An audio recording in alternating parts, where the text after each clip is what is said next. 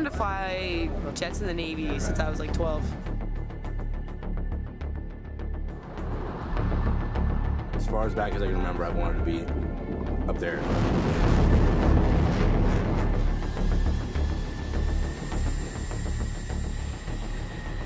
It's the plane that they've been dreaming about since, they saw the movie Top Gun. They want to fly the F-14. They've always wanted to fly it, and here they are. They're learning how to fly it.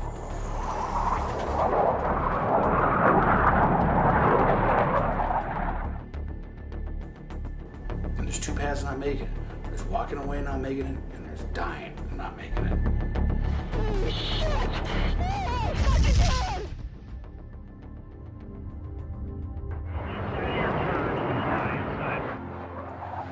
I remember since 4th grade wanting to be a naval aviator, Navy pilot. And for Megan, when she dreamt of being a fighter pilot, women weren't fighter pilots.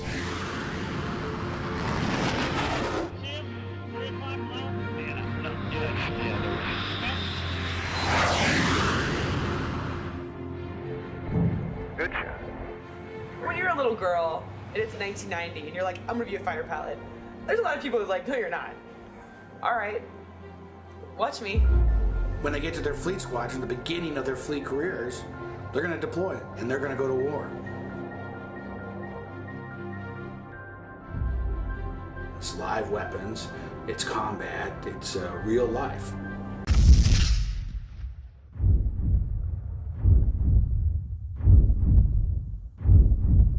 Selecting different weapons, they're going to be defending themselves from somebody shooting at them.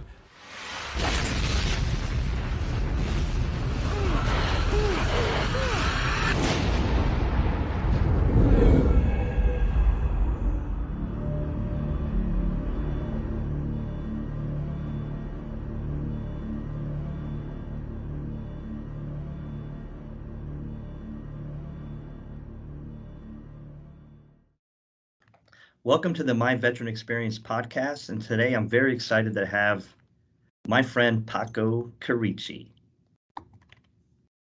So you just saw Paco's documentary, and we're going to talk a little bit about that and some other projects Paco's involved in, and maybe touch on some UFO activity that's touched Paco over these last number of years. So great to see you, as we were talking about a little bit earlier, and so just give people a little background on yourself and where you're from, school, flying. We can just stick to the flying piece because that's really what we're going to be talking about today. So, okay, great. Good to see you, Joe. I've known you. I was just kind of doing the math, an embarrassingly long amount of time, like since 1990. Yeah, pretty much on the nose. So it's good. Let's see, my background, my military background anyway, I was ROTC in college at Boston University. And I was lucky enough in the late 80s under the Reagan years, the good years, to get selected to go fly for the Navy.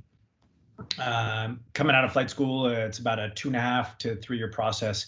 I got winged and was selected to go fly the A6 Intruder up in Whidbey Island. And I did that for about 3.5 years, and then the Navy started getting rid of the A6, and I was in the first squadron to go away, at least on the West Coast. So I put in a package to fly the plane that I really always wanted to fly, and I was fortunate enough to get that as well, the F-14 Tomcat. I did a year in Virginia Beach, going through the RAG there, the training squadron, to learn how to fly the F-14, and then back out to the West Coast to VF-213 in Miramar in San Diego. And I spent about another 3 years, 3.5 years flying the F-14 in total. I got off active duty after about 10 years active, and joined the mass migration over to the airlines, all the pilots getting out. And a friend of mine who was still active duty, but in a reserve unit, VFC-13 up in Fallon, called me up and said, "Hey, man, we're picking up pilots on this next board." And reserve flying units in the Navy, at least, are kind of like these really select clubs that you it's difficult to get into, because once you're in, you're in pretty much as long as you want to stay in until you age out. So it was a great opportunity. I jumped on it, and I was able to fly fighters for another 10 years as an adversary pilot, flying the F5 out of Fallon, Nevada. So I'd pop over there once or twice a month and fly 3 to 7 days in total every month for about 10 years. And then when I hit commander in 20 years, they kindly asked me to to quit flying, and I said, "Hey, man, thanks for a great time. I loved every minute of it," and that was it. I had to hang it up after 20 years. Getting old kind of sucks, doesn't it? Yeah, kinda. Kinda's a kind word. Yeah, just looking at the trailer, you were a couple years younger in that piece in the trailer, but Yeah, no kidding. yes, we have known each other. And for those of you who know me as kind of Joe the Marine at Microsoft, I'm wearing this jacket that I did not fly. This is my father's, and he used to be an air crewman in the A3. So just to dispel anything out there about me being an aviator, that's not the case. So, well, let's talk. What's that? Just a wannabe. I want to be, and I hung out with you guys over 3+ years in San Diego and Miramar Club and all these things, and I just observed that environment and culture, and it was awesome. I had a great time hanging with you guys when I wasn't on duty every fourth night, and running around with Marine recruits at MCRD. So let's talk about your projects. And we just showed the trailer, to Speed and Angels. And what was the inspiration for that, and how did that all come together? Yeah. So one of the things I love doing as much as flying is being creative, and mostly I write, but I was really driven to try to explain the culture of naval aviation through film. And about 5 years before I was going to be, I knew I was going to be getting out of the reserves, right around my 15-year mark. And, it came to me that a documentary was probably the best way to be able to tell this story. And I really wanted to make a documentary that wasn't kind of the traditional one that you see on, Wings or, the late night military channel stuff. What my goal was to put the viewer in the cockpit and put them in the ready room and in the club, in the bar, on the ship, so they felt that they were part of the experience, and it was more of a human story surrounded by jets and great cinematography, and not really about the hardware or sort of the nuts and bolts of being an aviator. And that was the inspiration for the film. A good friend of mine, Peyton Wilson, who directed it, was a friend of mine before she directed the film. And I came to her in San Francisco and said, "Hey, listen, let's make this. I got this great idea about a documentary about Navy fighter pilots." And she was completely uninterested. She's a female cinematographer living in San Francisco, kind of the opposite end of the demographic spectrum of people who might, be inclined to be interested in naval aviation. But I introduced her to some of the people, and she brought her camera out to Fallon and started doing a little bit of filming and a little bit of interviewing. And, it quickly became apparent to her that it is genuinely a unique group of people doing a very interesting, dynamic, and exciting, thing, flying airplanes, super passionate. And once she met the students that you see in the trailer, Jay and Megan, then she could sort of visualize a story arc, and the arc became what happens, to these young people who spend their entire youths dreaming about flying jets for the Navy. And then they get to that final test, that final, wicket to pass through, which is the training in the F-14 at the time. And, that 1 year of their lives encompasses just so much dramatic change. They grow from kind of these little, puppies to essentially warriors at the end of it. You're not fully trained, but you're capable, when and we see that with Jay, the male character, when he finishes his training in the F-14, 10 days later, he's in combat in Iraq. It's you go from a little kid basically to somebody who can be, in country shooting real missiles and bombs and guns and getting shot at. So what type of documentaries was Peyton focused on before your business development plan with her to bring her to Fallon and show her what she could be doing? My coercive. Yeah. She's an extremely talented filmmaker. She concentrates on human stories. That's her thing, and that's the angle I use to kind of draw her into this. But she also has a great cinematic eye. She really loves beautiful visuals, and this is something that you really want to exploit. You've got these gorgeous airplanes and the flying and the dynamic action. So it matched exactly with my vision of how the documentary should unfold and how it should be focused. And why Megan and Jay? That was just the casting process, if you will. We didn't really cast them. We were following the last two classes of F-14 pilots. So there was the last two RAG squadrons of the F-14. Yep, and there was about 12 pilots, maybe 10 pilots total in the last two classes, and we were following all of them for a while. And they're just kind of whittled down to Megan and Jay. And when you watch the film, you'll see why. I mean, they both have incredible backstories. Really out of central casting backstories that, as you learn about them, your jaw hits the ground basically.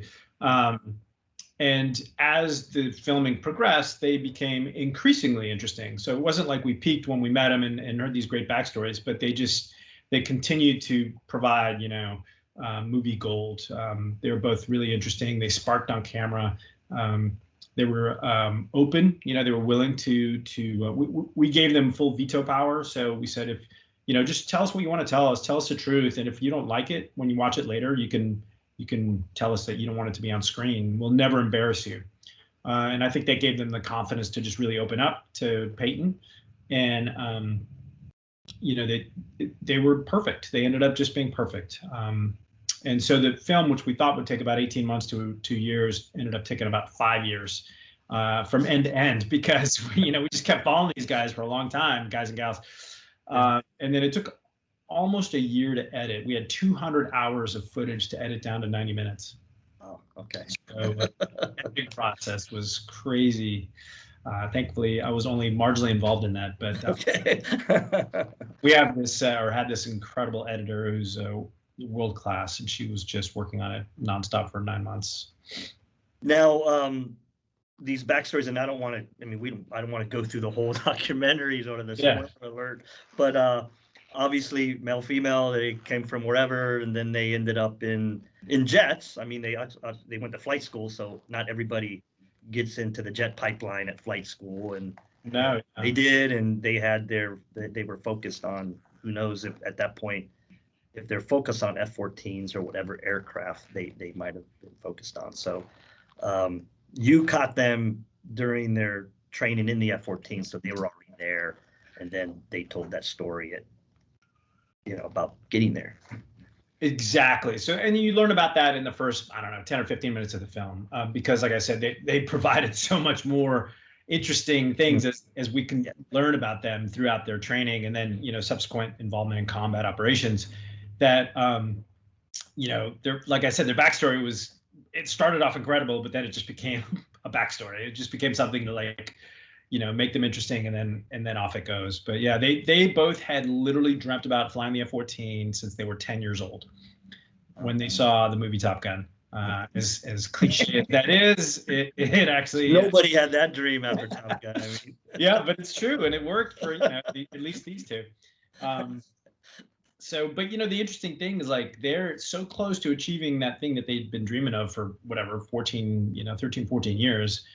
It was such focus and determination, and the failure points were severe. I mean, there are a lot of people most people don't make it, right? Most people don't get into the program. Most people don't get jets. Most people don't get the F-14, and a significant number of people didn't make it through the F-14 training. So, you can see that as they go through all the different challenges in the training, that the closer it gets to the end and the final exam, which is landing in the aircraft carrier, the more nervous and, the more real it becomes, and it really starts to show.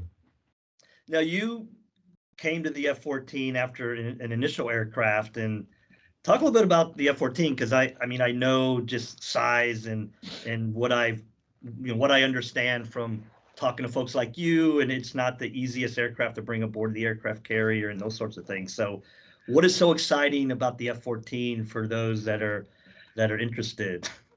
Yeah, it's difficult to put into words. It's one of those things like if you love it, you love it. You just do. It's like if you're an old car aficionado, if you love, muscle cars from the 60s and 70s, the rumble of the engine, the way they're built, their indestructibility, their power.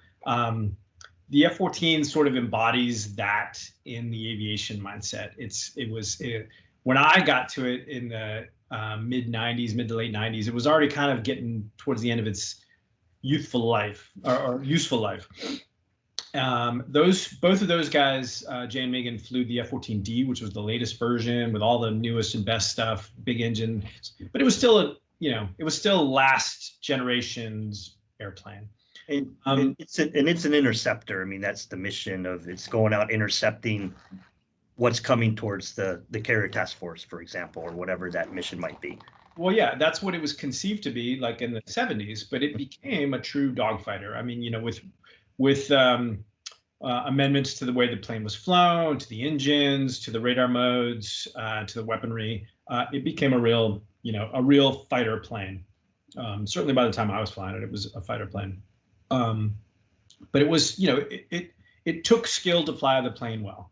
There's a lot of things that you needed to do to make the plane move the way you wanted to, especially in dogfighting or landing on the aircraft carrier, which is a very difficult and precise environment.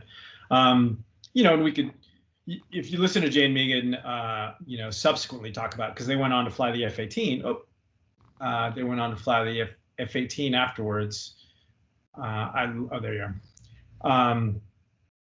They compare like the Super Hornet, which is the F-15 that they flew. It's this great airplane, it's fantastic technological leap forward, but they compare it to like, a 2020 Acura, whereas the Tomcat's a classic muscle car. And if you drive around the track on a muscle car and you do a good job, you did a great job. And if you do that in the Acura, that there's all kinds of dynamic suspension and analog brakes and all these kinds of things that are helping you out. So it's just a different feeling, and you could take some pride in being, having achieved something that you were successful at in the F-14, whereas it was kind of expected in the Super Hornet. Okay. Well, so it came out a number of years ago. I don't remember the year it came out. I remember when it came out, but I don't remember the year. The Tomcat or the documentary? No, the documentary. Oh, the documentary was, we finished it in 2008, and then it took about another year to get distribution. So we got distribution in 2009. So it's roughly 10 or 11 years now that it's been out. Okay, and where do people find it? It's pretty easy to find. It's on Amazon Prime. If you're a Prime member, you can watch it for free, and it's on iTunes as well. There's a couple other different venues, but those are the two primary venues. Great. And being the creative Paco that you are, we can move on to Lions of the Sky, a book you published and I listened to. I've been kind of doing the Audible thing this last kind of couple years for my walks or whatever, but let's talk a little bit about that and how that came to be, and then a little bit about the background to it. And so just a little nugget, the Audible version that you're listening to is read by James Earl Jones's son. The voice of Darth Vader, it's his son. Flynn Earl Jones. Flynn Earl. All right. It is a deep voice. It is sort of a deep voice. He doesn't sound like his dad, which is kind of a little bit of a bummer, but he's still got a great voice. I think he did a great job. But it's kind of a little fun aside. So Lions of the Sky is my first novel. Got published last year, and it was a long road for me. It was kind of like the thing that I really wanted to do with my life after flying jets was to really dig down into being able to be a novelist, to be a writer. I've written a bunch of stuff over the years, articles and long form articles, even both for print and online magazines. But fiction is where my heart lies, and having 20 years of naval aviation experience gave me plenty of material to be able to concoct, 20 books worth of story. Yeah. So I finally got the first one done last year. Got a agent, got a publisher. You know, kind of the standard story, and it's been doing great. It's nothing but good reviews on Amazon, which is where most people buy their books these days. But yeah, it's been doing really well. I'm super excited. I'm in the middle of writing the second one too, the sequel. So just give us a little background on it. So what does it focus on? And I know it's, of course, naval aviation, and there are 20 novels around naval aviation, so you'll be busy the rest of your the rest of your year. So Yeah. I'll be curious of what kind of the focus of the sequel is. But Yeah. So Lines of the Sky. I mean, just much like Speed and Angels, what interests me in telling the story of naval aviation is not the story of planes and combat and stuff like that. It's the story about the people. And again, my focus or my intent in writing the book was to take people into a fictionalized version of the things that I had experienced for the last 20 years. Being inside of a squadron and to really feel the drama of sitting in a cockpit for the first time or flying into a combat zone. And to take all that and to wrap it into a narrative that is, thrilling and exciting and real world based. So I was around 20 years ago during the integration of women into the combat units, combat squadrons. And it was a very tumultuous time in the military. We experienced a lot of the stuff that, the Me Too movement has been going through in the last, 3 years now. And it was a very close friend of mine, or not a very close friend, but a friend of mine and a squadron mate crashed and died. And she was the first fighter pilot to perish in a fighter plane that was a woman.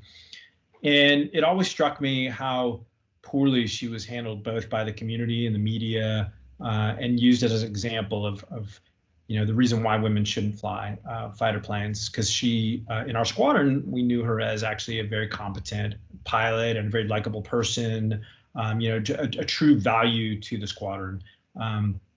So when I was concocting and conceiving the story, I imagined her life as it would have been had she not died. So she was the inspiration for the female lead.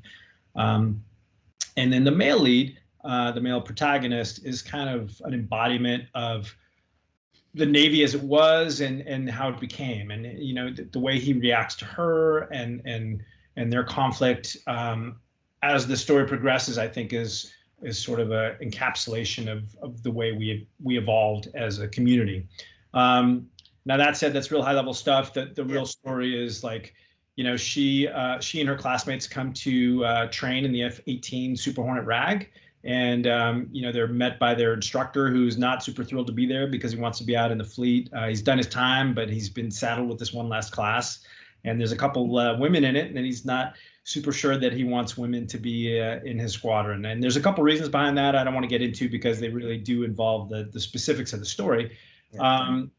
But, as they're going through their training and learning how to fly the airplane, he is at times their champion and at times they're a real antagonist.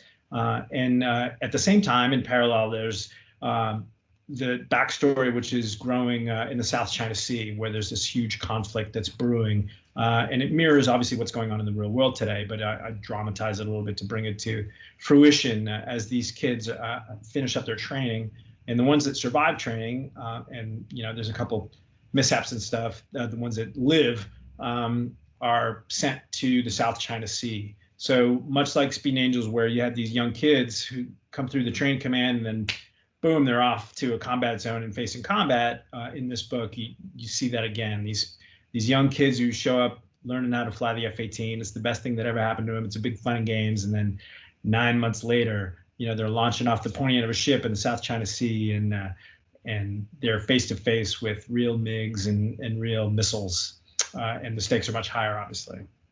So. Well, you bring up your squadron mate, because I don't know if you remember the conversation we had. I asked you questions about it. I didn't know at the time when I spoke to you that it was your squadron, but all that was in the news, and I was active duty at the time, and because there was another individual who had left the Navy and was speaking to the culture, and how it impacted her and everything else. And I just had questions about kind of from you, like what's the real story or what really happened to in what you viewed. And we had that conversation. And yeah, that era, I mean, integrating rumors of flight instructors passing females because we wanted to meet a particular number, and all these things were kind of going on. And I just remember asking you, you may not even remember the conversation, but I asked you about it, and you said what you just said a few minutes ago about very competent pilot, accident like happens to many people, men, women, who's ever flying in naval aviation. It's a dangerous business. So I it's just very interesting is in how you presented in Lions of the Sky, and the same sort of culture that she enters when she begins in the RAG, and then having the individuals that have issues with women doing their business and want to make it even more difficult, or don't know how to handle it, maybe could be another way of looking at it. But Yeah, and it's I mean that's not what the book doesn't focus so much on that it bogs down on that issue. It's a thriller at heart, and it's exciting. But those are the interpersonal conflicts that move the story forward, and those were issues that meant a lot to me to tell. I'm a son of a wonderful mother and the husband of a wonderful wife, and the father of a really amazing daughter, and these women have all had an impact on me, as well as Carol Green, and it meant a lot to me to be able to tell that side of the story, but in a balanced and exciting way. And I think with a lot of help from my editor, I got the balance right. It's fun, it's exciting, but it's meaningful as well. yeah, I mean that was the culture in that era, and there was we've evolved, I think. Well, I mean, it's a contemporary book. It takes place, in the present, and from all, these things, they're never completely stamped out, right? Like, they're issues that have to be dealt with forever, especially in industries where or careers where 90% of the participants are of one gender or another. The people that they're poking their head in they're going to encounter challenges, and it probably it'll be less, but still exists for a long time. There's always individuals that don't want to come along and do the right thing. So awesome. So Lions of the Sky, Amazon, everywhere you can find there it is right there. Awesome. Is that you on the cover, or?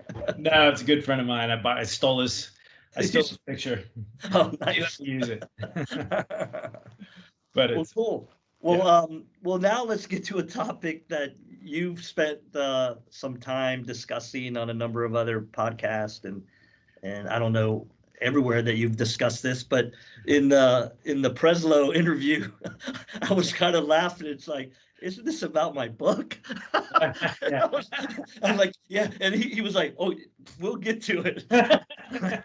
So I was laughing out loud, going, hey, man, Paco has a book to speak to here, and you want to spend the next 3 hours on there's some guy with Jane's Aviation that has a theory. And but hey, I've been a UFO enthusiast, if you want to use that word, for a long time. He brought up an individual, Bob Lazar, who's like the Area 51 guy, and I actually, the way it came up in my adult life is there's this guy named Art Bell used to have this show, kind of was taken over by Coast to Coast AM, and there's all these individuals that speak to conspiracies, and UFOs are one of them. Yep. And I'm not saying UFOs are necessarily a conspiracy or this story is a conspiracy, but I've been sort of following or interested for a long period of time, and who knows. Yeah, I'm a sort of person, if I've never seen it, I still doubt it. But I do trust others. So what's your connection to, I'll just put out there the Navy Tic Tac UFO story, because there's a few, Yep. and we'll just concentrate on the one that you're connected to. Sure. Yeah, and I think it's referred to the most by the title "The Nimitz Incident." The Nimitz, okay, the Nimitz. Yeah, or the Tic Tac, but yeah, the Nimitz Incident. All right, so my connection is our mutual friend, actually acquaintance anyway. Dave Fravor is the guy who was involved in this, or the main character involved in this Nimitz incident. And I've known Dave almost as long as I've known you. We flew A6s together. He went on to become the commanding officer of a Super Hornet squadron, and spent many years in the Navy as a valued member of the Navy. In 2004. He had this encounter with a UFO, and then shortly after that, I began hearing the story. Like the first time I heard it was in a bar where there was just a bunch of us sitting around drinking, and he's like, somebody goes, "Hey, did you tell Paco about the UFO yet?" And I'm like, "What?" And he tells the story, and I'm kind of looking at him to see if he's messing around at all, and he's like, "Nope, this is all true," and it just blew me away. And because I'm not in any way a UFO enthusiast. I don't really care. Okay. I've been flying my whole life, adult life anyway. I've never seen anything. I don't care. It doesn't excite me. And I don't necessarily, negate the concept. I'm not drawn to it. Yeah. But this story from a guy that I knew very well, who was at the time the commanding officer of a fighter squadron when it happened, who had multiple witnesses to the event, both in the airplanes and radar operators back on the ships, just absolutely blew my mind. And so over the course of the next few years, whenever I wanted to, like I'm sitting around with some other buddies and I'm like, "Oh my God, you got to hear this story." And I'd call Fravor up and I'd put him on speakerphone. I'm like, "Dave, tell you, dude." And he would be like, "Oh, Jesus." And he would spend the next, 20 minutes telling the story, and, never failed to disappoint. Again. Yeah, exactly. But he always took the call, so that was good stuff. So in 2015, I was the editor of an online magazine called Fighter Sweep, which obviously focuses on military aviation. And one of the first articles I wanted to write was the Tic Tac story.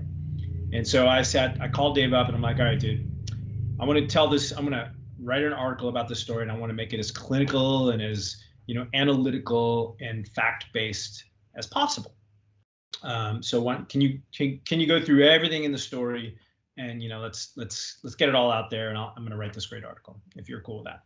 And he was like, "Yeah, I'm fine with that." And as a matter of fact, the NIS agent just left with a copy and left me a copy of this investigation that they've been doing for the past few years. And I've got a copy of it so I can refer to it as we go through it. And we'll make sure we get all the facts correct, all the timelines, all the participants, all the, the names of the ships. I didn't want to put anybody's name in there that I hadn't actually spoken to because, that wasn't my place. And so for a few weeks, I wrote up this article and it got published. I published it in 2015, and it was called, let's see, Fighter Sweep. There I Was, the X-Files edition is the name of the article. Nice. Yeah. And I went through very explicitly what happened to Dave on that day. And it was, I can't remember the exact date, but it was in 2004 off the west coast of California. Dave and wingman, so he's got a Wizzo in the back seat and the wingman with her Wizzo in the back seat, so 4 people, they take off from the ship. They're maybe 100 miles southwest of San Diego, and they're asked by a radar ship to go check out these contacts that they've been spotting for the last few days, but they didn't have any airplanes to send out to actually check them out. And the radar ship has this very sophisticated Aegis Spy 1 radar. And so they were vectored out and they started querying Dave and his wingman to ask if they had any weapons on board, and which was very bizarre. I've never been asked that. And Dave and all the other folks in the flight were sort of, taken aback by that question, which is, it's silly because we don't carry weapons unless we're in a combat area or we're going on some sort of a specific missile shoot or bomb or something like that. So no, the answer is no. And as Dave was approaching the area where, they had vectored him out, he thought he saw something in the water, like a foamy disturbance, a disc maybe 100 yards wide in the water, like an atoll with waves breaking over it or something like that. And then he saw something that may have looked like a plane that had crashed into the water, like a 737, like a fuselage. And he's like, so he starts going down. And as he starts going down, he notices that there's this white thing that's zipping back and forth over that disc of disturbed water in a really bizarre, rapid, pattern. And he doesn't know what it is, but he keeps going down because he's an aggressive fighter pilot guy. He wants to see what's up. And as he's going down and descending to the right, the thing starts coming up and also turning to the right. So they're in what's called, cross circle flow or two circle flow. And he's going down and right, it's coming up and right. And he's like, And his wingman stops and takes high cover as Dave proceeds to go down. But they're all still looking at what's happening. And as he goes around one more iteration, he turns towards the inside to try and dig it across the circle to come up and rendezvous on this thing. And as he was coming up, he was trying to get a radar lock on it, which it wouldn't take. And he was trying to slave the radar with his helmet-mounted cueing system, and that wouldn't take it either. But he got close enough inside of a mile, which is pretty close, very close, really, in the aerial world, to be able to really discern all the details. And it was, he said, basically fighter size, so about 47 feet or so is what the Super Hornet is long. So real quick, was the radar operable, or he just wasn't picking up? It just wasn't locking. It wasn't locked. Okay. Yeah. So it was either like some sort of stealth mode, or it was getting jammed or something like that. Okay. It was a featureless white oblong object shaped kind of like a giant Tic Tac. No windows, no wings, no engines, just this white Tic Tac. And as he brought his nose up to it, it oriented one of the skinny ends at him because you don't really know what's the nose or tail. And then it accelerated past him at a speed that he'd never conceived of before. It just like went whoop, and basically disappeared over his right shoulder down towards the tip of Baja, down southeast towards Mexico. And he came back up to the ship and said, I don't know what just happened, but this thing, and the whole time during that engagement, if you will, he was making transmissions to the ship and saying, this is what I'm seeing, this is what I'm doing, I'm engaged, I'm trying to rendezvous on this thing, and then all of a sudden it's gone. He's like, it's gone. Do you have anything on radar? And they're like, and the controllers in the Princeton with the Spy 1, they're tracking this. They were so when they were all together, they can't discern. Well, they can't discern at that point, yeah, but okay. But they knew where they were, and I know they had been seeing contacts. I mean, So as Dave and the Tic Tac are moving towards each other, or Dave is moving towards the Tic Tac, they can see both of them. But once they were, it becomes one. Yeah, it's just one cell, one red cell. So it disappears essentially, and Dave and his wingman, are befuddled, or they have no explanation. They're like, did you see that? Yeah, I saw that. Okay. So they kind of finish up some of their training, but they don't have a lot of time or gas left because they've been dealing with this thing. And as they're heading back to the ship, the Princeton comes up and says, hey, we just found it again. It's orbiting, or it's hovering over your latitude and longitude you were supposed to go to for your training, your cap point. It's just sitting there. So Dave didn't have enough gas at that point to go check it out. So he goes and he lands and he goes to debrief, and all the intelligence guys are wearing tinfoil hats and making fun of him, and he's kind of a no nonsense guy. It's like, fuck you guys. This is what happened. If you don't believe me, I'll punch you in the nose or whatever. But he had a tape, an audio tape, I think, but he took it back to the ready room, and it just sat in the commanding officer's safe of that squadron for like 2 years. So he left, and then, it just disappeared. And he believes that it just, it's just a tape. So it just got used again. And that's what we do in the military. We just use these tapes. Nobody ever wrote, UFO on it or anything like that. It just happened to be a leftover tape. But it's too bad because that audio was on there. He couldn't get any video, but the audio was on there. So anyway, he finishes his debrief. He goes to the paraloft to take off all his flight gear, and the next wave is going out on their mission. And he tells the guy, "Hey, do you have a FLIR pod on your plane?" And they did. And he said, "Well, this is what I saw, and it was hanging out our cap when we left. So if you go out and you see something, then make sure you get some video of it." And the guy's like, "All right, fine." So this second wave launches, and there's two planes, but they separate. One's going to go to the south cap, one's going to the north cap. And the guy going to the north cap, the guy and gal, the pilot was a female on this one. The Wizzo in the back is playing with his FLIR and his radar, and he's picking up like a really rough signal right over the cap. He can't lock it though. And so he turns the FLIR on, and he's got this FLIR, and he can discern this. It's pretty far away. I would say it was like 5 or 6 miles away, maybe even further from the airplane. So that it's not a super clear image. And he flicks back and forth between infrared camera and contrast, which is black and white TV, and infrared black and white TV. And the image, flicks from white with a black background to black with a white background.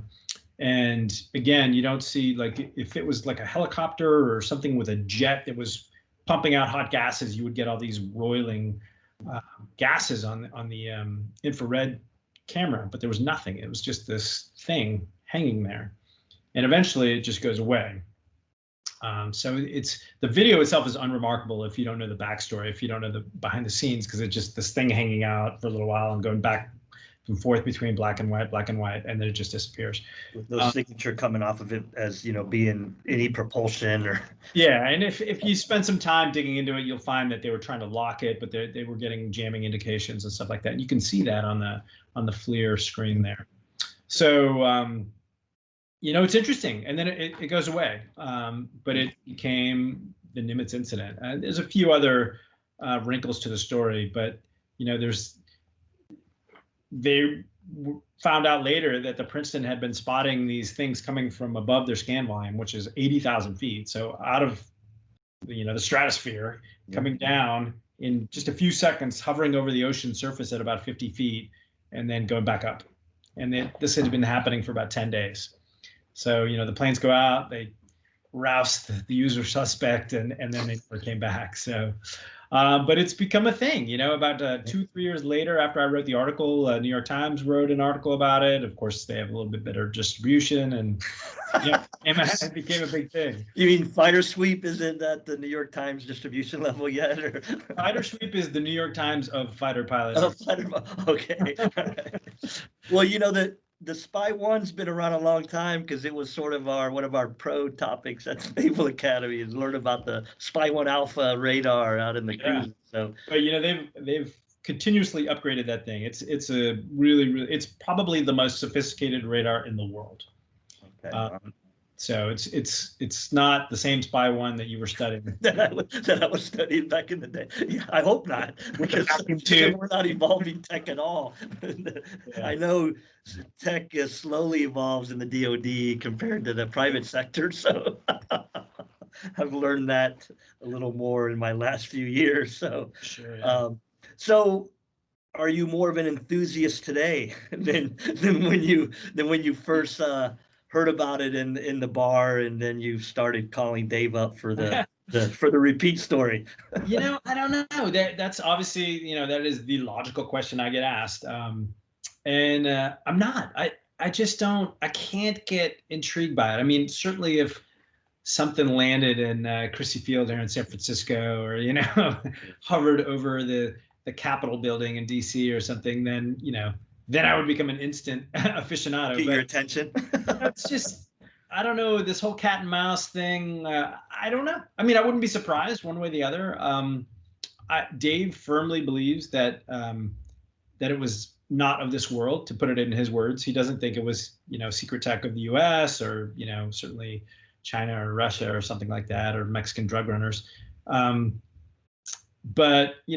other than that, I mean, there's nothing to really examine. Right. I mean, it's just from there's no evidence but a video and people saying what they saw. And I mean, we'd all love to really know, right? For sure. And Yeah, there were some similar instances on the East Coast off the Roosevelt, I think it was. But I don't know anything about those. I don't know anything. I don't know the guys that were involved or gals.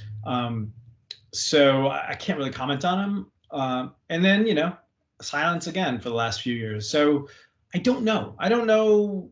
And yeah, I saw that. I saw the video of the East Coast one as well. And like I Yeah. said, this becomes something. If I see it, I'm gonna check it out. And not at the UFO conferences across the U.S. Yeah. So my level of enthusiasm is when it seems interesting. But the credibility of Dave Fravor, just knowing someone who I knew and kind of down to earth guy, no nonsense. That's how I kind of remember him, as just a good dude that wouldn't be just making shit up in the bar. Yeah, I mean, So and even if he was, he had, multiple eyewitnesses there. So there's corroborating evidence. yeah, so that piece just, that's how I look at it. These are credible individuals. I know Dave, I don't know those other individuals, but they would be credible to me as well if I knew them and they're in the military and they're flying jets. So that portion of it's like, okay, this is different than some dude who said I worked at Area 51 for a few years and I saw something. Sure. Or some other guy that has a conspiracy theory of it's an Air Force technology and we just don't know about it, and they did a test on naval aviation. So I listened to that and in another podcast you were on, and I was sort of chuckling on. Yeah. Okay. I mean, those of us that have been in the military know that that's not the way the military works. Yeah, it's like, okay, let's go mess with somebody else, and who knows what might happen when that occurs. So yeah, so there's been nothing going on with the UFOs in a while, so we're just waiting for the next. Maybe when you're flying your big jet across the U.S. with Delta, you might see something out there. Yeah. But who knows, right? Who knows? I'm not holding my breath. Yeah. Well, hey Paco, it's been awesome. Yeah, thanks for having me, man. Yeah, it's been great to catch up and just I haven't seen you in person in a while. I know we've communicated a few times, and I've been down through the area and kind of working and doing my thing, and you're flying, so crossing paths, we'll have to make it happen soon enough. So For sure. So it's been great to have you, and thanks for listening to the My Veteran Experience podcast. Have a great one. See you, Joe.